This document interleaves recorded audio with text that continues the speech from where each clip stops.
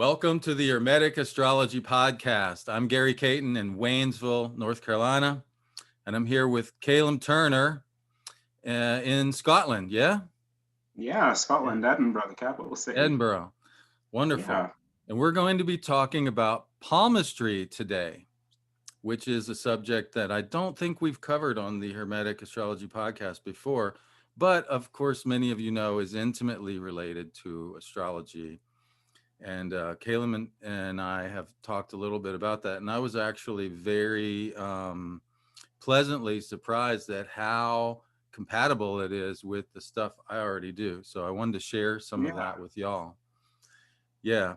So something interesting happened, right? So been actually, we started talking a while back, didn't we? And then I got delayed. I had a bunch of stuff. Yeah, it was a few months ago. Yeah. Life happened.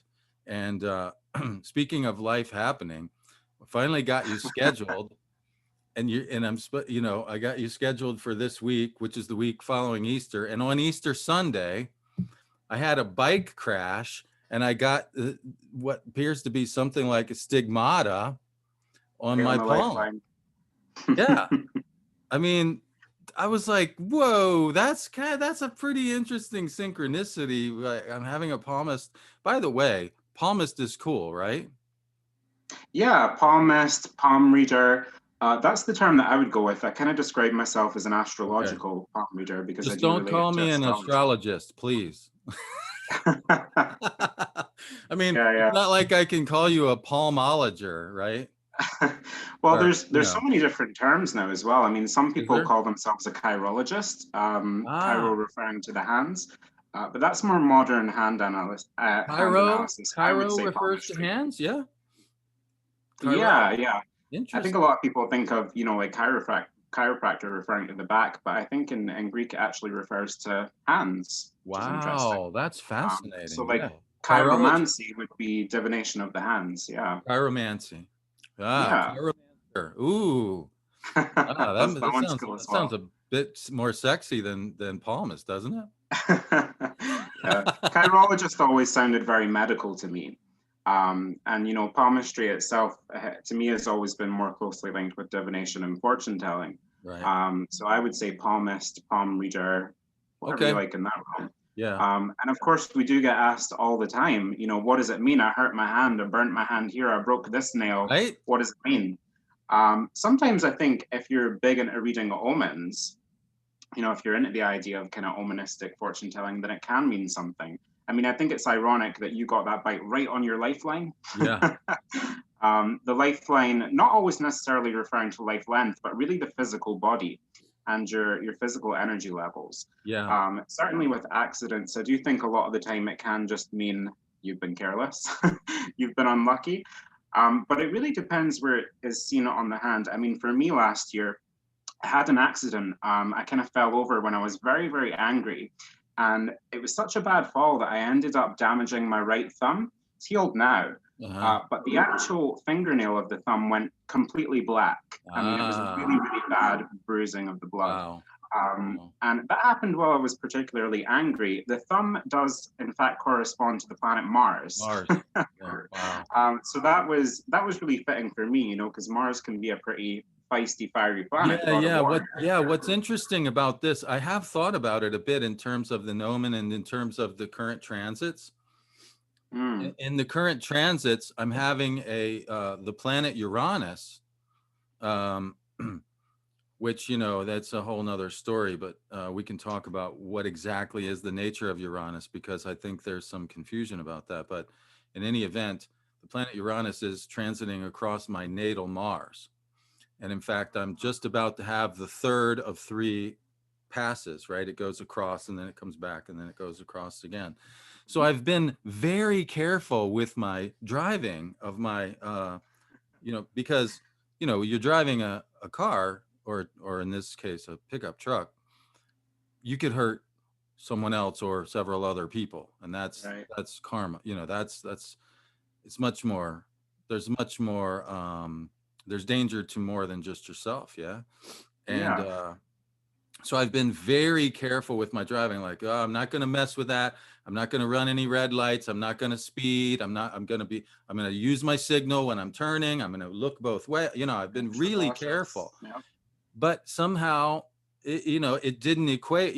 I'm out riding my bike, and I've been Hmm. doing these what's called high intensity interval exercises, where you exert yourself extremely forcefully for a brief period, and then you And then rest, come right and then down. Yeah. yeah. So what that amounts to essentially is there's a very steep hill right next to my house, and I just bike up the hill as hard as I can, and then I do a loop, and I come back around, and then I bike up the hill really hard, and yeah, I get a fair amount of speed, but relatively speaking, other places I bike, I'm in the mountains. You get a fair amount of speed on the downhills. It hadn't really occurred to me, yeah, you should be careful on the bike too.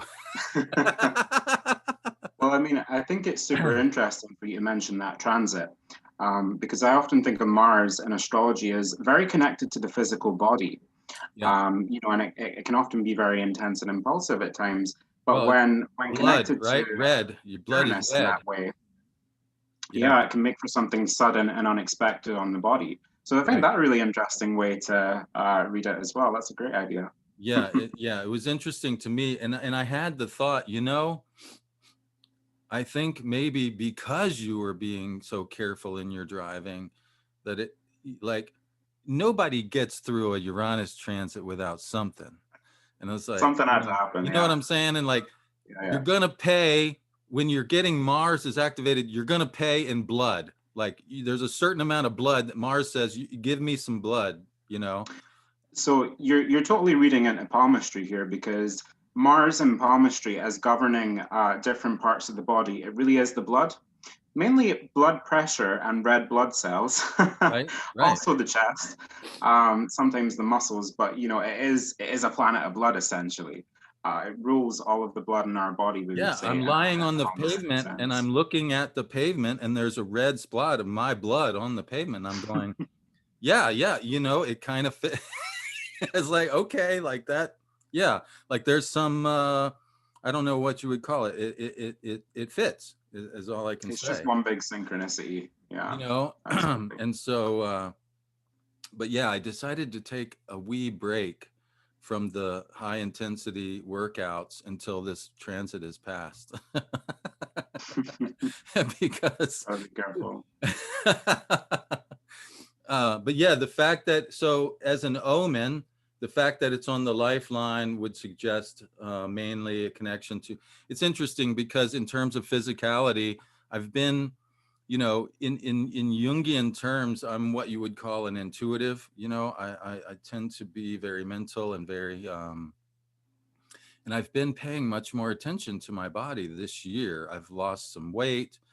I've been doing yoga. I've been trying to like integrate body awareness into my life, really. And so it's interesting then that, yeah, this actually reflects that to some degree. Yeah, yeah, as an omen. Like, and it's interesting also because, if I don't know if you know the technique called annual profections in astrology. No, I don't. Um, Basically, it's a timing technique where each year takes on the quality of a particular house. Ah, okay, So yeah, the for first sure. year of life takes on the quality of the first house, and the second year of life takes on the quality of the second house, and so forth. And to put it very simply, multiples of 12 wind up back at the first house. And so Hmm. I'm about to turn 53, which, 48, 49, 50, 51, 52, 53, sixth house, which is about health, and Yeah. Routines. and the body, and well, routines, right? Health comes from routine. um so yeah, yeah, it seems like the whole thing's kind of just pointing to like that principle of the body and the health of the body and all that is very much in my awareness right now. So Yeah. Well, it's it's a great time to get to know your hands because omens in the hand aren't usually what we read. I think, you know, there's so much lore around palmistry. It's kind of still shrouded in mystery, though, where Yeah, people I aren't was really wondering, sure the what first it question I is. had for you is like, where does it come from? Right? I mean, it's really been around for so long that it's kind of evolved as humans have. There's no for sure way to tell exactly when or how palmistry started, but our oldest surviving record, which mentions palmistry as a practice, is found in the Vedas, which are pretty much the oldest religious texts in the world. You know, they date back 4,000 years. Wow. So we could argue, you know, palmistry is older than the Christian faith or the Islam faith. It's been around for a Yeah. super long time. Mm. So probably Vedic in origin, probably. Probably equally old in China as well, though. It really seems to be an Eastern thing where people really found meaning in their hands. You know, we can see in ancient Chinese medical texts, they would use the lines in the hand in China for medical diagnosis. Uh-huh. And that's still kind of done today. I mean, of course, we're not doctors and we have to be careful about what we say, but lifeline, healthline, these are terms that were valid back then and even are now. So, Yeah. yeah, Eastern in origin, thousands of years old, and has definitely traveled throughout the world and gone through different kind of stages wherever it's been brought to. I really think it went through a big evolution in Greece, where I think that's probably where the poem was kind of divided into 7 sections, Ah, named and characterized for the 7 personal or inner or classical planets, whatever you want to call them. The sun and moon being named Apollo and Luna in that effect. But really, it's spread across the world, and there's a different tradition wherever you go for it. There's lots of different ways to interpret the hand. You know, if you come to me, maybe a Western palmist who kind of links it with astrology, it's going to be very different from getting a palm reading in India on the street or in China, naturally. because it is all about interpretation. Kind of like tarot in that sense, how there's different traditions, but there is an underlying structure. Yeah, And that's of course, exactly very what I linked was thinking. with astrology as well. Mm-hmm. Mm-hmm. Interesting. Yeah. I was thinking of the same thing because you know, I think you mentioned that that palmistry shows up in Europe, much later. And of course, the tarot shows up only fairly recently Hmm. in the historical record. And Yeah, so yeah, I that's think palmistry itself probably came probably 1300s, 1400s, and kind of in a couple different ways. We really have to thank the Romani or Roma gypsies, as they're sometimes labeled, for keeping it alive during that time. You know, in a very Christian Europe where divination was not the norm. yeah. For them, it was a cultural practice that they perhaps brought from India, supposedly. But there's also a lot of scholars throughout history, a lot of famous philosophers. I'm struggling to think of a name right now, but who definitely took an interest in palmistry.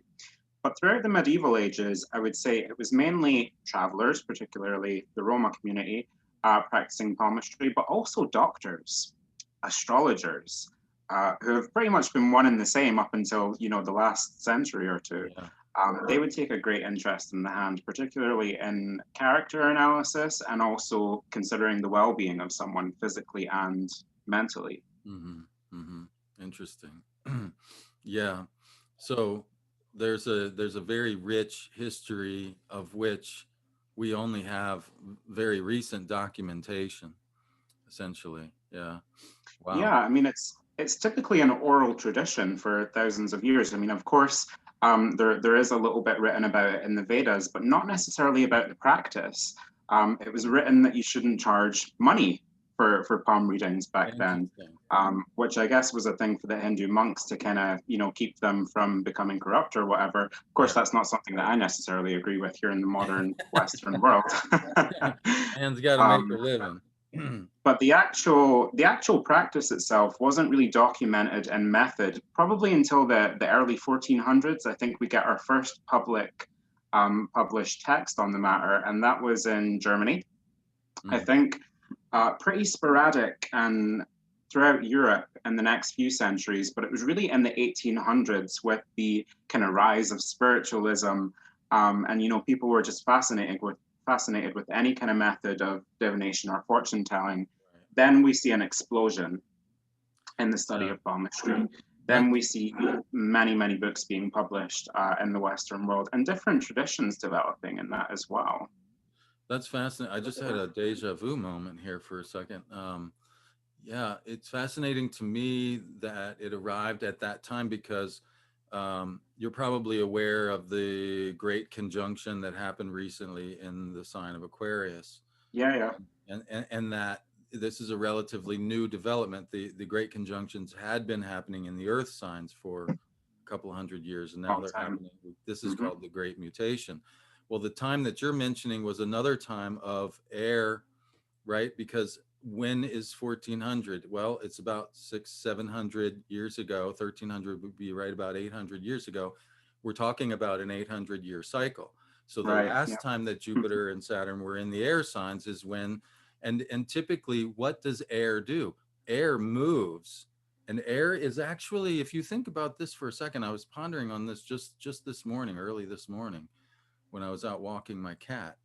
um, Air is actually more universal than water in the Absolutely. sense, yeah, in the sense, water is thought to be very universal in that it, the universal solvent, and it's really it's really, on the surface, the most abundant element. But air is actually the thing that covers everything. Hmm. And so there's this universality that comes up, and there's this mixing, there's this cultural mixing that happens during these air periods. One thing I noticed is that there's a medieval grimoire known as the Picatrix, which is astrological magic. I've heard of it. Yeah, yeah, yeah. Yeah. This was first translated in the same period you're talking about, during this air period where knowledge was Mm. being, all kinds of knowledge were being rediscovered. Um, so I think that's very interesting in that, as you say, we have to acknowledge there are different kinds of palmistry depending on the culture that has, you could use the word assimilated, you could use the word appropriated. I would say syncretized, Hmm.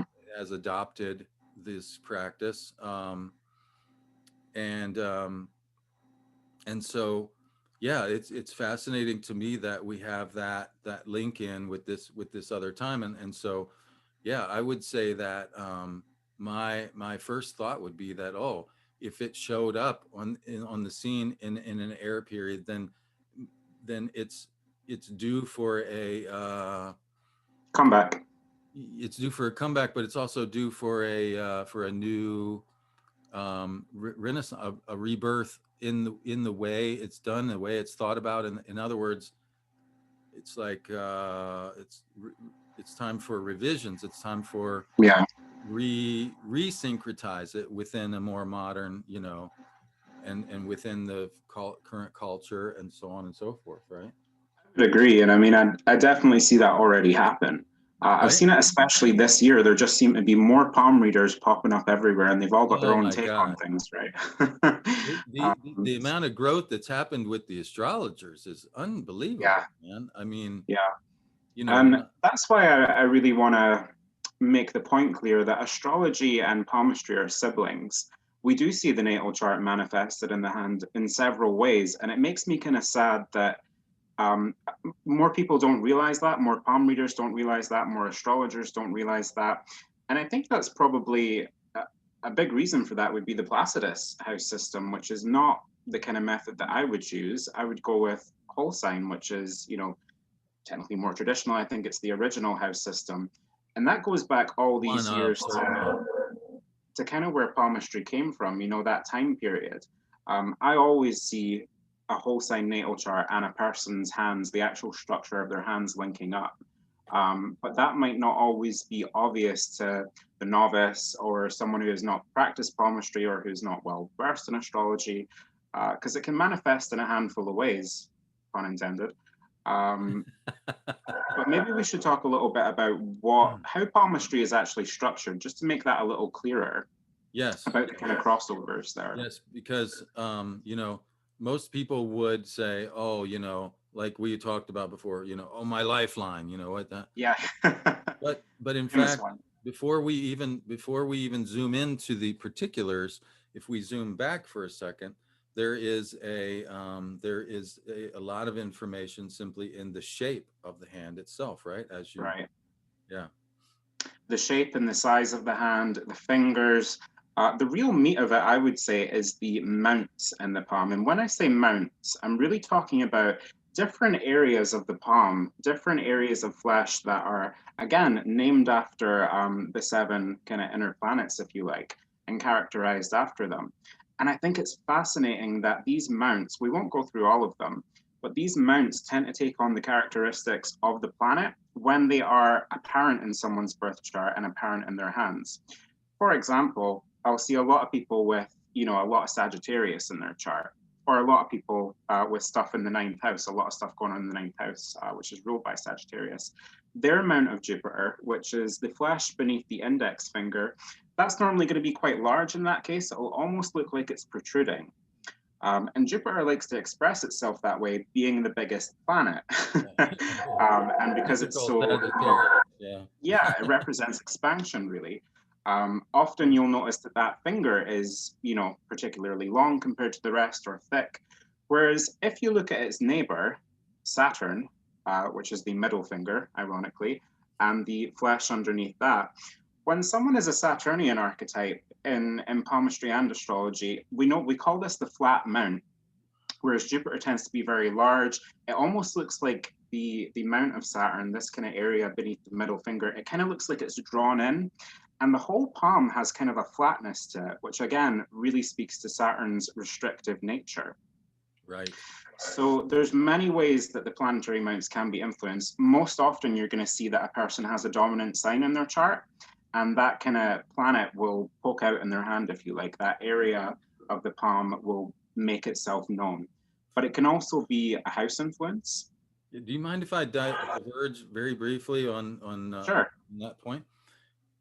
That's fascinating to me because in Hermetic philosophy, particularly in Kabbalistic Hermetic philosophy, and I say Kabbalistic with a Q, which means it's the third syncretization of Kabbalah. It's not the Jewish Kabbalah with a K. It's not the Christian Kabbalah with a C.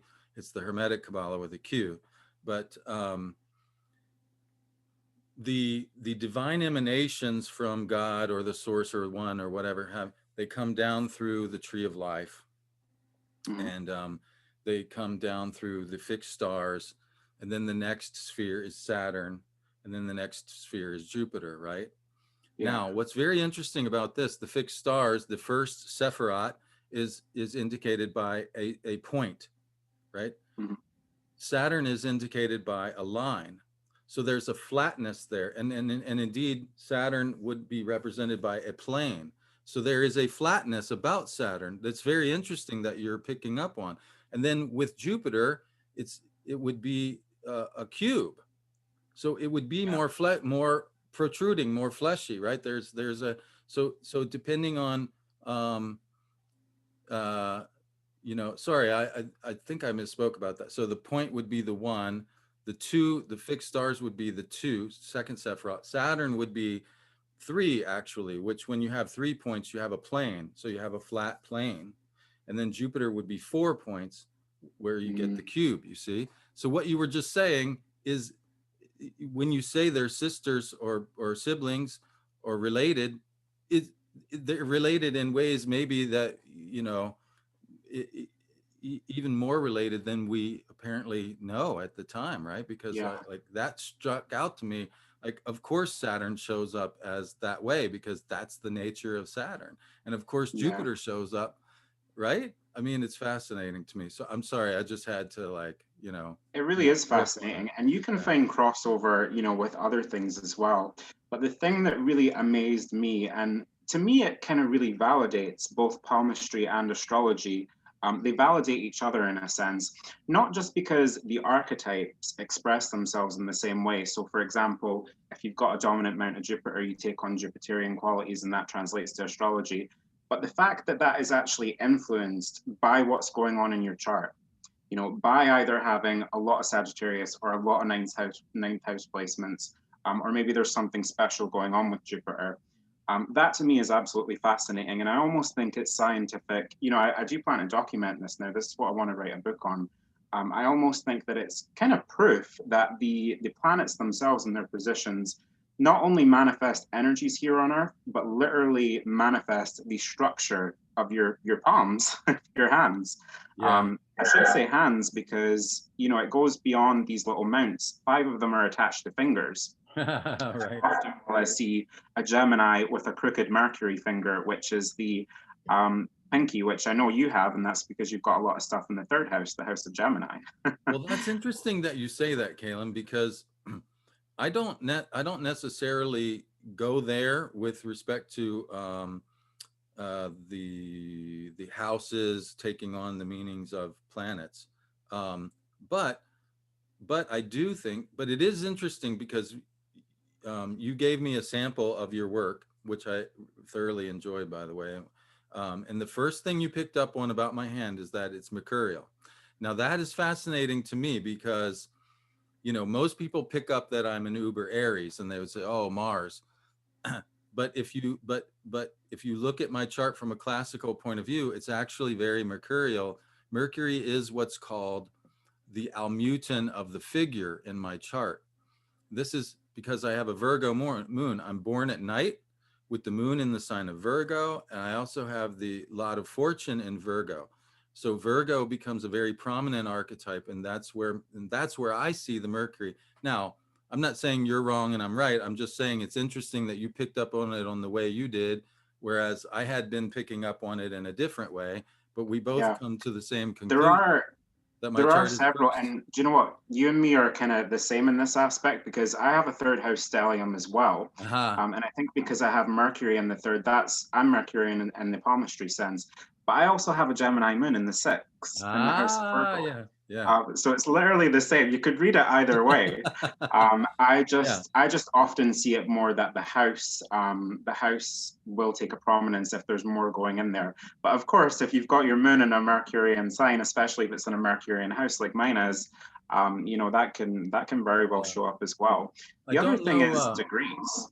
Yeah, sorry. I don't know if you're aware, but there's a bit of an argument about that in the astrology community about whether or not it's proper to practice that method. But in fact, that you know that if you go far enough back, that they didn't do that house, you know, the way you're saying. But here's Hmm. the thing: William Lilly did, and William Lilly is seen as a traditional astrologer. So I think you know, as with most things, this black and white, right and wrong, you know, to me, I don't have that problem. There's a lot of people who have a problem with. I don't have that problem. I think it's very interesting that, as you say, it shows up both ways. We can see it either way. You know what I'm saying? Yeah. Um, Either way, so, it's a heavy influence, and I agree with you. I do not discount other methods of astrology or other traditions of palmistry. You know, like I mentioned earlier, I think you know when it comes to things like Vedic astrology, I'm sure that works really well in India. It's never related well for me. I never really related to my Placidus chart, and because I see such a me either. crossover from palmistry with whole sign, and I do relate to my whole sign chart, I've always just kind of favored that. Yeah, yeah, yeah, yeah, yeah. Yeah, fascinating stuff. Yeah. And you know, so yeah, so that mercurial influence of course, you know, shows up in now what's interesting with that is that you know, Mercury is the god of you know, thieves and also philosophers. It's a very diverse figure, you know. Yeah, he's Um it's a very complex planet. It makes for usually makes for small, fast, complex individuals, just like the planet. And what I noticed, you said you shared that it's very sensitive energetically, um, but it also heals a lot quicker than other types. And so I was wondering if you Yeah. wouldn't mind saying a bit more about that because I'm like it's interesting. So it's it's almost so my interpretation, and tell me if I'm down the way you would think about it. It's quick overall in that it's quick to pick up on and to grasp various things, and so therefore it is more likely to be impressed or imposed upon by the energies surrounding it, but it's Right. also quick to digest and to process and integrate and dispel, and therefore it's also equally quick to heal. Does that make any sense, what I'm saying? Yeah, I've always kind of thought of it as the Mercury archetype, which is the pinky finger and the amount of flesh directly underneath it. That actually rules the health line. The health line uh, is a diagonal line, normally coming from the direction or starting on the Mount of Mercury. Yeah, right about isn't there. this And it isn't this injury where my health line and lifeline intersect? kind of coincide, yeah. Yeah. Yeah. Okay. The health line will normally touch the lifeline if there's something going on there. But I always kind of thought of it as, Mercury being, if we look at it, as kind of like the god of medicine. And just being so quickly, it's always in a hurry to do anything, even to heal itself. And because it kind of has that natural association with the health line, I mean, we could even go another way. Virgo could be said as being the herbalist of the zodiac. That's how I always think of it. Right. Being a Mercurian sign, there's several ways that we could give reason to that. Interesting. But it does make lucky for Mercurians because we do heal quicker than the average person, regenerate quicker. Yeah, yeah, no, it's true, and that's always been the case. With whatever, when I look back upon it, I was like, when you said that at first, I was interested in the more metaphysical reasoning behind it, but then, I was just struck by the fact that both of those things are very true. Um, that most people, modern astrologers, would associate sensitivity more with like Neptune or whatever. Um, but Well, that leads us on to an interesting point because in palmistry, we don't have a Mount of Neptune or right, Uranus or Pluto. We deal in ancient rulers only. right. And there's definitely a crossover there. I'll see a lot of Aquarians or people with 11th house placements. They will turn out to be Saturnian in palmistry. I will see, a Pisces, and they might have like a bent Jupiter finger being the co-ruler. Those are the ones that I notice least, however. The one that I notice most is Scorpio with Mars. And again, I think this is because it's much closer. It's much more tied in that sense and has more of an effect, I guess you could say, because it's much closer to us. Often we will see people with a lot of Scorpio in the chart or eighth house placements. They will show up as upper Mars. And upper Mars doesn't have a finger. Technically, it does. Technically, it's the thumb, but it's not attached. Upper Mars is this outer percussion of the hand, Ah. which I made a mention for you. You've got a proficient one, and that's because you've got lots of Aries. Um, but Mars, interestingly, shows up in two places in the hands. And I think this planet has such a profound effect on humanity. That's probably why it's in two places in the hands. You get upper Mars on this side and lower Mars on this side. And the characteristics are fascinating because upper Mars tends to be the dignified qualities, if you like, the more desirable qualities. So bravery, perseverance, strength, stamina. Whereas lower Mars, which I have a lot of, you can see mine's is quite fatty, if you like. It almost Ah. looks a bit flabby. Whereas upper Mars looks quite muscular. Lower Mars is typically associated with like irritability, like a lack of physical strength and endurance, which is very me. And I've got Mars in Pisces. It's not where it likes to be, really. Are um, well, do you have a nocturnal chart? Were you born at Not night? familiar with nocturnal charts. Were you born at night? I was born at 4:19 a.m. Yeah, so the sun was below the horizon.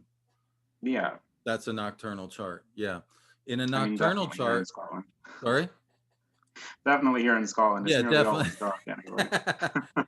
So in a nocturnal chart, Mars has what's called triplicity dignity in water signs. It's sort of like what they're saying is that if Mars is in a night chart, at night things are cooler, and it tends to cool Mars down where it would be less likely to be, you know, aggressive because if you think about it, you know in the daytime, it's easy to just say charge, let's, but at nighttime, if you go charging off, you're going to fall on your face. I Right. mean, So, that one's just always fascinated me because anytime I've seen Mars in Aries for someone, the vast majority of the time, unless they've hardly got any other important Aries placements, they're going to have a pretty muscular upper Mars in their hand.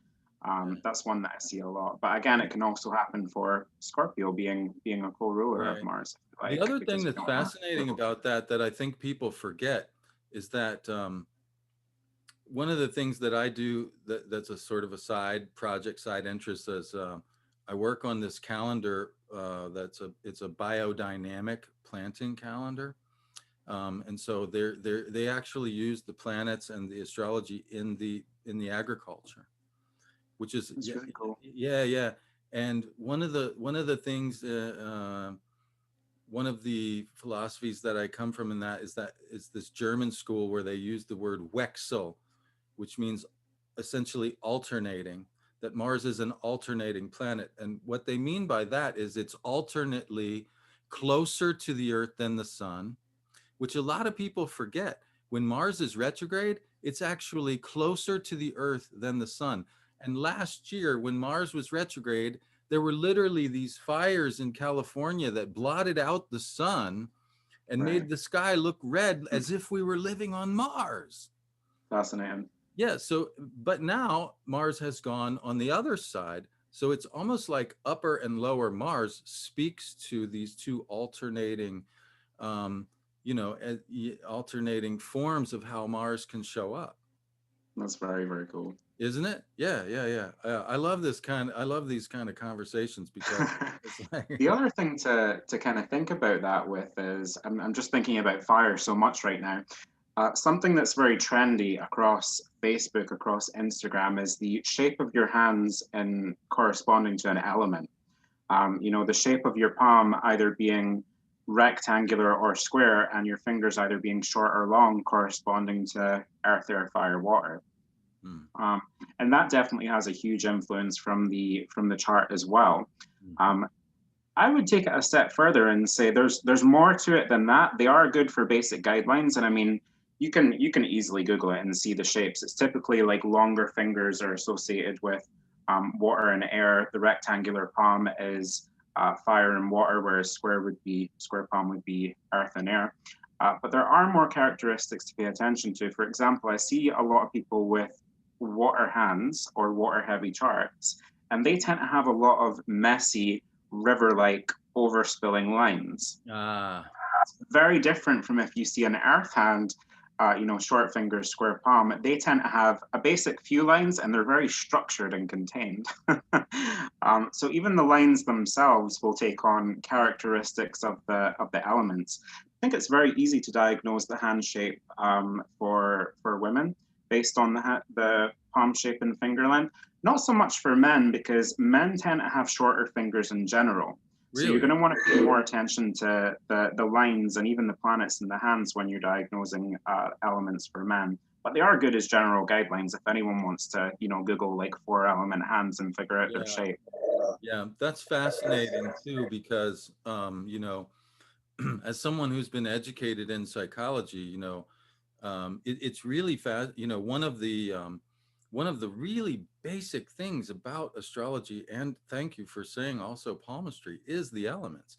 It's so Yeah, fundamental. And in fact, I think if you were very skillful, I have told students after the very first uh, class in my introductory course, believe it or not, one could make an entire career using just this information I've shared with you today in the very first class of the very first course. It's that profound. Because in Jungian psychology, there are 4 types. You have intuitive versus sensation, so fire versus earth, and then you have thinking versus feeling. And the basic premise is that you have a dominant type. In my yeah, case, I have a fire hand. And absolutely. I'm very fiery in my astrology chart. I'm very intuitive in the way that I operate. And because Interesting, just to cut you in there, we actually call the fire hand the intuitive hand. ah, there you go. Yeah, that's wonderful. Yeah, now because intuition and sensation are opposites. When Mm-hmm. you have a dominant, when the dominant function is intuition, you have the inferior function is sensation. You're as you're drawn to intuition, you're drawn away from sensation. And so this whole idea of like so the whole idea is very basic. Your dominant type is the one that you will naturally be drawn to and you will experience the most in your first half of your life because it's what comes naturally. But Yeah. as you grow into that, you fill it up, there becomes less and less room for growth. The only place to grow is by integrating the inferior function that has been largely unexplored. Mm-hmm. Um, and so, you know, so for me, that's earth, that's sensation, that's body. That's like the last couple of years I've been like starting to do yoga. I've been paying attention to my diet, been paying attention to my exercise routine. I'm attempting anyways to integrate my inferior function, you see. And this is so fundamental. In fact, I tell people one of the best astrology books I ever read is not an astrology book at all. It's called what is it called? It's called it's about the hero. It's by Carol Pearson. I could pick it off my bookshelf. The Hero Within. Yeah. She talks about there's four different kinds of heroes, right? It's the hero isn't just someone who goes out and slays a dragon or sets a record or whatever. In other words, like a That's fire. one of them. Yeah. One of them. Mothers, someone who takes care of another person. In fact, you could argue that the defining characteristic of what makes a human, and this would include Neanderthals, by the way, is the ability to take care of an injured member of your community. Like when you break your leg or something, for instance, any other animal in the wild, it breaks its leg, it's fucking doomed, Mm-hmm. you know. And I think it's okay to use the F word in that because you know being doomed is kind of fucked. Truly. um, but as human beings, we can take care of our brothers and sisters and get them through a seemingly doomed. So that's the caregiver. That's like water. That's like what she calls the altruist or whatever. Mothers, for God's sakes, mothers are the simple act of being a mother is one of the most heroic things you could possibly do. Yeah. It's that feminine heroism, if you like, because water is that feminine element. Yeah. Yeah. And it really is fascinating, like the correspondence of elements that go across everything, especially with palmistry and astrology. I mean, the characteristics essentially are the same. The fire hand type is the same characteristics as a person with a lot of fire in their chart. Same with the other signs. Interesting note on that though, the air hand. The Yes. air hand, which is a square palm with longer fingers, the square palm gives practicality. The fingers are the mental realm, so longer, having more mental energy. That's actually the rarest hand, and I don't see a lot of it. Hmm. I see a lot of fire hands. I get a lot of them. I see some water hands and occasionally earth hands. Rarely do I see an air hand, and the reason for that is it's actually the rarest type of hand. Interesting that you can touch those other elements. You can't really touch air, it's always there. But it's kind of, how are you going to grab a hold of it? And in palmistry, we talked about the fire hand being the intuitive hand, the air hand is the intellectual. How many of us are actually intellectuals? That's maybe why it's a bit rarer. But Interesting. that one's a fascinating one to study as well. Um, So but the yeah, the longer element fingers, symbolism is amazing. so the longer fingers are found in air and water hands. Is that right? Yeah, Yeah. so just think of it like shorter fingers are more instinctive and intuitive and have less mental energy. They don't think about things as much, they just kind of act. So, fire and earth. Whereas air and water hands, which have longer fingers, they would tend to take their time to digest things, perhaps overthink things at times, overanalyze. And then we've got the palm shapes, the rectangular shape given to water and fire, which are the same in the fact that they are emotional and changeable, Mm. and kind of that way. And then the square palm, which is practicality, which is really an earth and air thing, Mm-hmm. earth and air hands. So Interesting. they all have kind of similarities with each other, but differences. Yeah, And that's fascinating because one of the things that when I was, in college, I had a brief career as a as a cafe performer. I would play guitar and sing, and the frustration that I had with guitar is my fingers were just not freaking long enough. To be a guitarist, you really have to have these long fingers to be able to get it all the way across the fretboard and to move. And at some point, I just realized there's a structural limit here. Like I'm never going to be a great guitarist, and it actually made me cry, man. I had a bit an emotional, you know, breakdown about that. I was like, wow, wow, because I mean, I really wanted it, but it wasn't going to happen. It became clear. So that's Yeah. so it's interesting, like how that translates, to think about, some guy like Jimmy Page or somebody with these really long fingers, and like he was just born to with the right type Yeah, to, it's the hands you're given. you know what I'm saying? Yeah. Hmm. All right, so let me see what other questions that I have for you. We talked about how we've talked a bit about how the chart shows up in the hand. Um, Yeah, so I kind of covered the basics, but there are also like interesting exceptions. I can think of a few. I do have an astrologer friend and colleague. Her name is Brooke.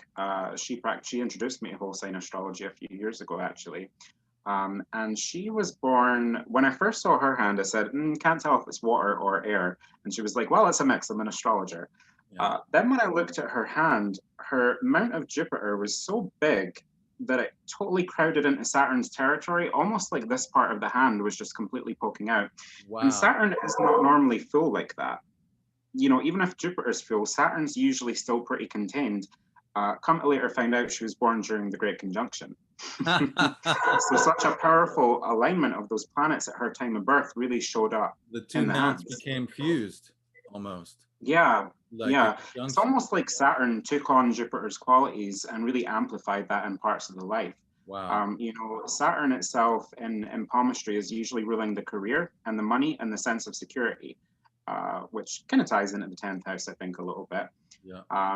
But there's lots of ways that it can show up in the hand. I mean, I once saw someone who had upper Mars, and they didn't particularly have many things going on in Aries or Scorpio. But when I looked at their Mars, it was at 11 degrees of Aquarius in the 11th house. So that one was like a little bit synchronistic, if you like. A lot of Interesting. Aquarian Mars energy there. But it's usually contained to a handful of ways, but there are interesting Yeah. anomalies in the I hand in noticed regards also to that you all mentioned charts. when you were talking about my chart, one of the reasons you said that you picked Mercury as the first archetype was also that it was near the Aries point. It was near the 0 degrees of Aries. And Yeah, so I really mean great that you that noticed those. that part's been fascinating to me. I mean, I have Mercury at 0 degrees of Pisces in the third house. I do notice that often planets will have a greater influence or show up more in the hand if the degree is closer to zero. And I was again talking about this with that astrologer I mentioned. She was saying that when she reads aspects, she only really counts the first 6 degree orb of separation, just because it's going to be more intense. And I do notice that things closer to zero will be more intense, if you like. Mm. And I kind of think of the degrees, like the decans or whatever, as cardinal fixed mutable. So the first 10 degrees, the cardinal is going to be more intense of that sign. Whereas if you have something at 29 degrees, that's kind of finishing with that energy there. It's maybe not going to be as influential. So that's another way that it can show up. It might not be a dominant sign or a dominant house. It might actually just be that it's an intense degree. Intense for Uh-huh. me, meaning closer to zero, really. Yeah, that's fascinating. I really appreciated that you brought that in because that's actually a big part of modern astrology. There's a whole system of astrology that's called Uranian astrology, where they take the 0 points, particularly the 0 points of the cardinal signs, which form the axis, the mundane axis of the zodiac itself, right? Yeah. Um, so yeah, that's another thing that I think is often you don't necessarily get that so much in the classical astrology. So I really actually pride myself on the fact that I can pull from modern astrology, from what I call traditional astrology is actually pre-horoscopic. That is visual astrology of like Yeah. Mesopotamia and Egypt, and then that what most people call traditional astrology, I call classical astrology. I'll pull from any one of the three to make it work. You know what I'm saying? It sounds like you've developed something like that yourself. Yeah, I mean, it was difficult for me because, I started out as a tarot reader and I've been doing that for over a decade now. Probably started in palmistry 4 or 5 years ago, professionally for a few years now. And it was after years of noticing, like, okay, well, sometimes the element and planet corresponds to, this person's sun sign or whatever, or if they know their chart, like a dominant sign there, but not all the time. So I had to look into it more. Using Placidus, I was like, there's sometimes I can't explain this. And then when I found whole sign, I was like, jackpot. Um, the degree thing was kind of something I had to discover on my own, and again, after trial and error after a while. But now it's so clear. Now it's so clear. I'm almost like, there it is. There it is in the hand. And it's just so direct with each other. It's fascinating. But I do think it's important to do that because whole sign is kind of making this revival, if you like. Which we talked about for palmistry as well.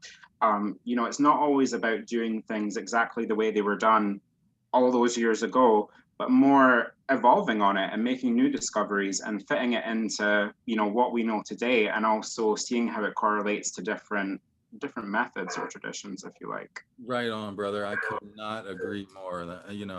First of all, you cannot, it's not possible to do it the way it was done, hundreds of years ago, because you can't imagine living without electric light, can you? You Right. can't, we cannot be traditional. There's no such thing as a traditional astrologer.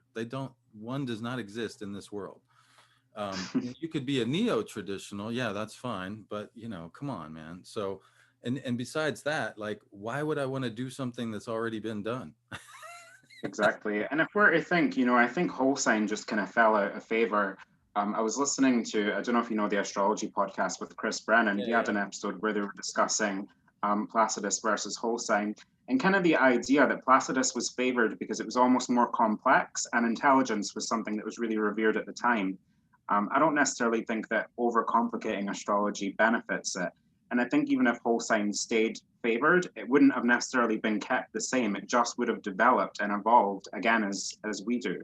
Right. Um, yeah. Right. Yeah. Yeah. No, I agree with you. I think there was definitely, in fact, I used to teach a class at a college and one of the classes that I had to teach was to teach people about all the different house systems and how they're different and so forth. And, essentially my impression was that, yeah, at one point in time, it became sort of an intellectual, notch in one's intellectual belt, that one could do the math to create a house system. And so and it's like, so naturally you get, well, I have to, if I'm a truly intellectual superior, I have to create my own house system.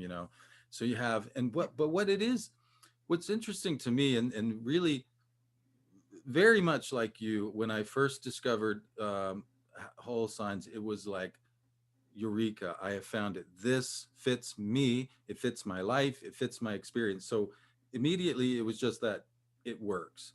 Now, for a lot of people, that's not a truly satisfying answer. It was enough for me, certainly at the time. Philosophically, where I came to was that, two things. The ascendant is defined as the place where the ecliptic crosses the horizon. We can see that with our eyes. I was out just yesterday morning, and there was a time where I could see Jupiter and Saturn, but the moon had not yet risen. Yeah, and then and next the moon had risen, and boy, when the moon rises, it's, I mean, so red, and it's incredible. But the point is that it's directly observable. Now, if I point to the south and I say, Kalem, is that planet in the ninth house or the 10th house? I'm not trying to say to cast dispersions on your ability there. I'm saying most people would not be able to tell. It's Absolutely. not Yeah. as easily observable. So you see, what you have is you have two different circles. The midheaven is defined by what's called the meridian, which is a vertical circle that runs through the north south, right? The ecliptic is defined by the ascendant is defined by the ecliptic, which runs through the east west. And you have to make these two circles come together once you decide to allow the midheaven to drive a house cusp. In the whole sign chart, you don't have that problem. The midheaven is where it is. It's not driving house cusp, so it's a pure, more symbolic, more whole. It's actually a more whole in terms of geometry. It's Hmm. not, you don't get the distortions that you get when you try to make this other circle agree with this other. When you try to bring those two together, it gets twisted. It just by Yeah. its nature does. And depending on the way in which you do that, it gets twisted in a particular way. You know, Coke is supposed to be less twisted than Placidus at northern latitudes, for instance, so on and so forth. But to me, ultimately, the philosophical justification that I came up with was that I want to start, at least start, to relate to someone from a point of wholeness. That is their sole intention. When I say soul, not SOLE, not the only intention, but soul, SOUL. Their soul's intention for being here, which existed prior to any kind of distortion that happens after they got here. Does that make any sense? In other words, the Sure. distortion that you see in a Placidus chart is a product of being on the distorted Earth plane, but that's Yeah. not who they are. That's only Mhm. the conditions within which they find themselves. It's in existential terms they call that thrownness. Jim Morrison said, into this world we're thrown.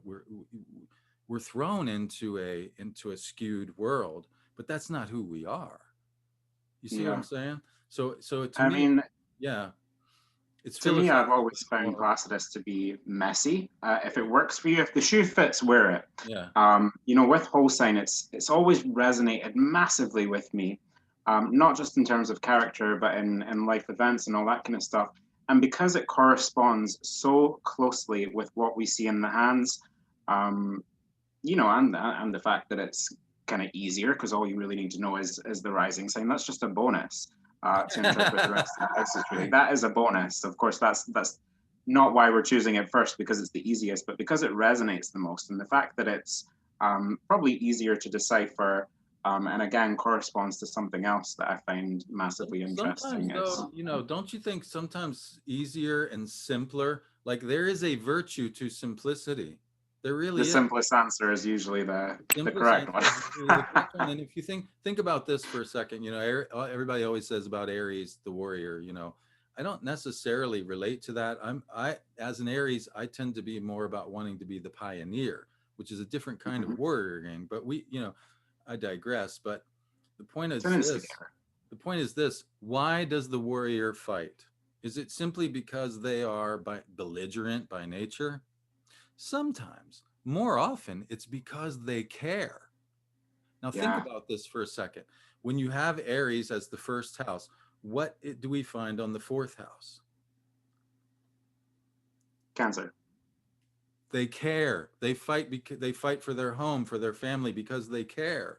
It's not Hmm. because they're belligerent, you know.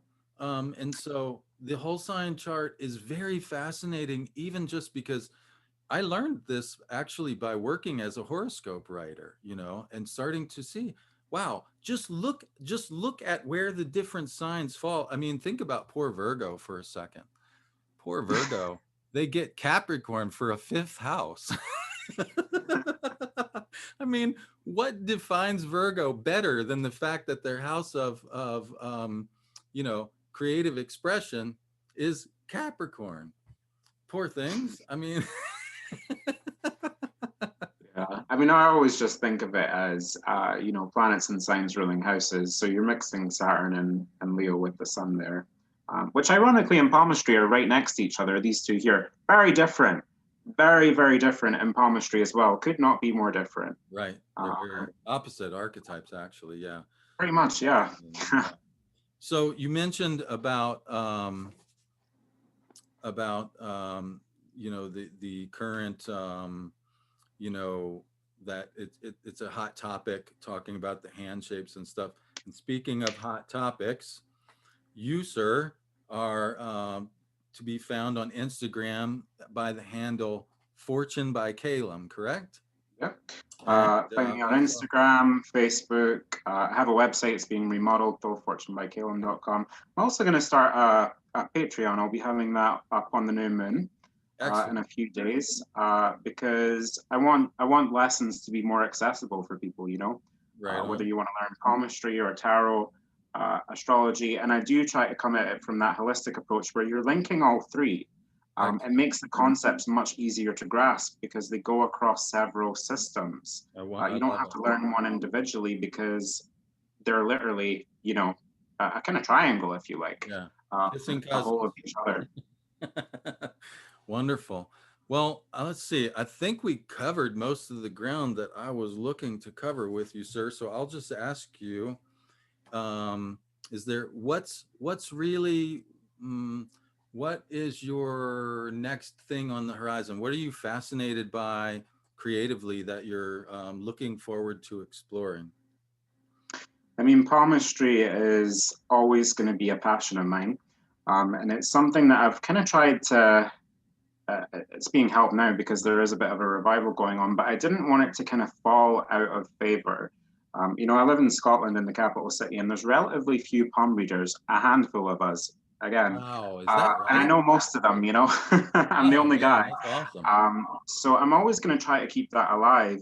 But whole sign astrology, I am offering like natal chart readings now, horoscopes, but I do just kind of want to bring the two together. The next thing for me will be a book, a couple of books actually. One, a kind of how to of palmistry, but I think it's very important to get this documented because there are no books out there that say, here is a picture of your hands, here is your chart, here are the similarities. There's none of that. And given that these two systems have been around for thousands of years and correspond to each other so quickly, I think it's about time for that.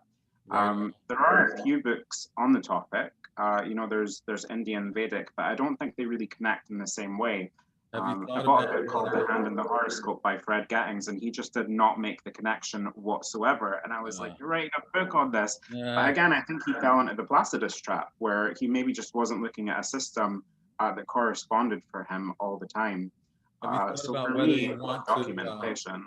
Yeah, sorry, I keep interrupting. Have you thought about whether you want to pursue a publisher or whether you want to self-publish?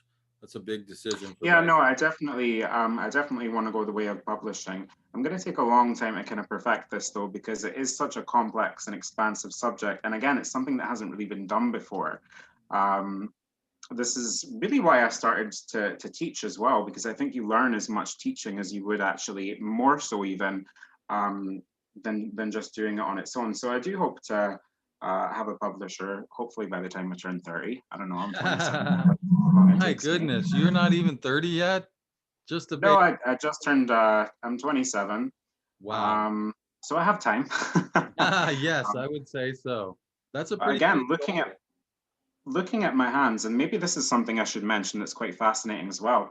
Looking at my hands, when you see my Saturn line, the Saturn line crosses the headline at age 30, so right after the Saturn return. This is normally where you'll notice a break or an island or a split.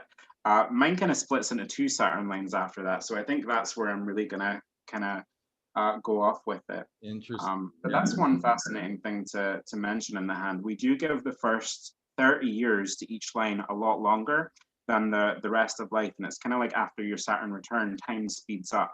So there's Yes. not as much left of the line. So like if you look at my Saturn line, which is this big long one, Uh-huh. this is only the first 30 years, and that's pretty much more than half the hand. Then Hmm. when we get to the headline, it speeds up, and this is the rest of life. Mm. So that's an interesting part of it. Yeah, that's a very interesting concept right there for sure. Yeah. And there's no doubt that it does speed up. I mean, Absolutely, and yeah. it all, I think there's a lot of reasons for that. I've read various things about why or how it speeds up just in terms of perception, but I think that as you develop professionally, which the Saturn return is often about being an adult and becoming a worldly person and being responsible and professional and all that, right? As you said, those are the Saturn significations. But as you become more involved professionally, you life becomes more complex. You have a lot more balls to keep in the air, and and Yeah. and and as you're keeping balls in the air, one of the beautiful things about that is time passes very quickly, and you look around and you go, oh my goodness, like, where. And so yeah, that's a fascinating thing about Saturn being the god of time. And Yeah, Kronos, old father time, and then kind of when he comes back around, it's like a check, and it's like, how much do you really have? Actually, this is it's gone, you know?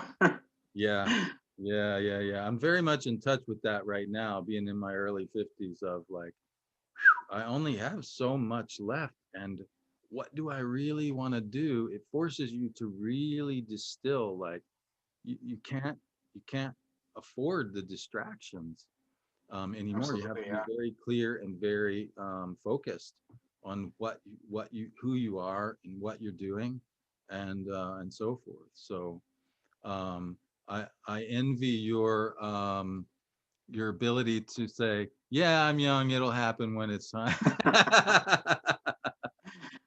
Yeah. Well, I mean, I feel it kind of speed up even as I get older before 30, you know, the kind of approaching loom of it. But I do think there is that whole thing as well. There is a lot of messiness in my hands right up until about the age that I am now. And I do think it's that kind of approaching of Saturn return. I notice more breaks, more islands, more difficulties in people's hands before the age of 30 more than anything else, Mm, because it is those life experiences that kind of set you up. And I also think that it's the wisdom of Saturn that kind of gives you a little bit of sensibility around it. You know, you're still going to have difficulties after age 30, but the way you deal with it is very differently to when you're young. And so less of a difficult mark is left in the yeah, hands of what's fascinating about that in psychology.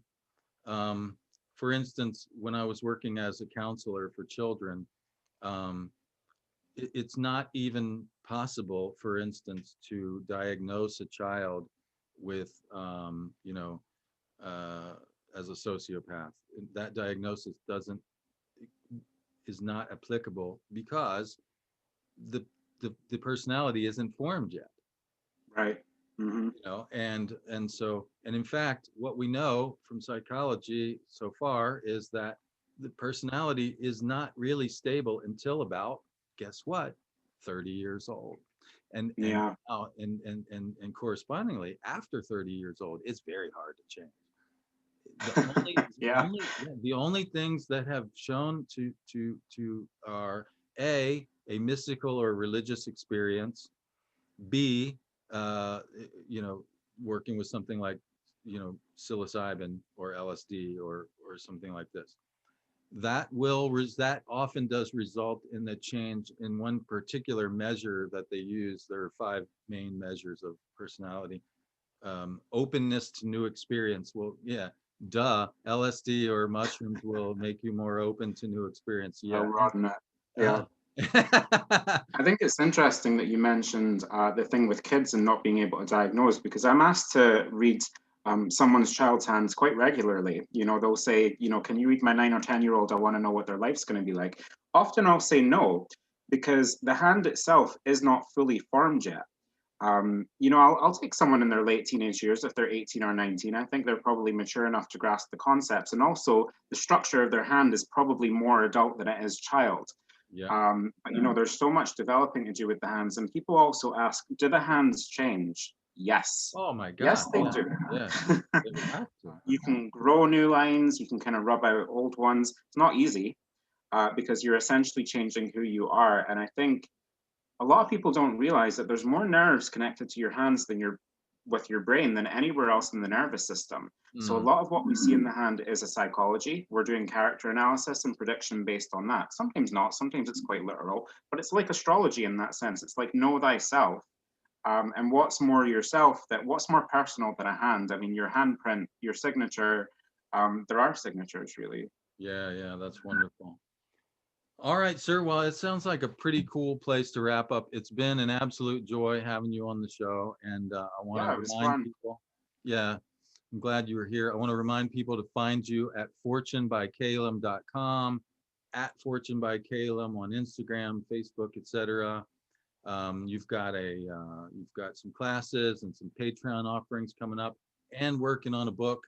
and I congratulate you for that, and looking forward to hearing a lot more about it.